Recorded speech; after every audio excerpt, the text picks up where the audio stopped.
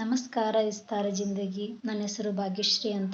ಈ ಒಂದು ಕೋರ್ಸ್ಗೆ ಜಾಯಿನ್ ಆಗಿದ್ಮೇಲೆ ಸರ್ ಪ್ರತಿಯೊಂದು ಮೆಡಿಟೇಷನ್ ಇರ್ಬೋದು, ಸಸಿಯನ್ನು ಹಚ್ಚೋದಿರ್ಬೋದು, 25 ದಿನಗಳ ಕಾಲ ನಾವು ನಮ್ಮ ಜೀವನವನ್ನೇ ನಾವು ನೋಡಿಕೊಂಡಂಥ ಅನುಭವ.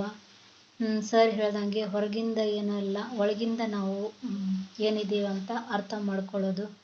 ನಾವು ಯಾವುದೇ ಕೋರ್ಸಿಗೆ ಸೇರಿದಾಗ ಅದನ್ನು ಮಾಡಬೇಡ್ರಿ, ಇದನ್ನು ಮಾಡಬೇಡ್ರಿ, ಅದು ತಿದ್ಕೋರಿ, ಇದು ತಿದ್ಕೋರಿ ಅಂತ ಹೇಳ್ತಾರೆ. ಆದರೆ ಸರ್ ಹೇಳಿದ್ದು ಯಾವುದನ್ನು ತಿದ್ಕೋಬೇಕಾಗಿಲ್ಲ, ನಿಮ್ಮ ಒಳಗೆ ಏನಿದೆ ಅದು ಹೊರಗಡೆ ಬರಲಿ ಅಂತ ಹೇಳಿದರು.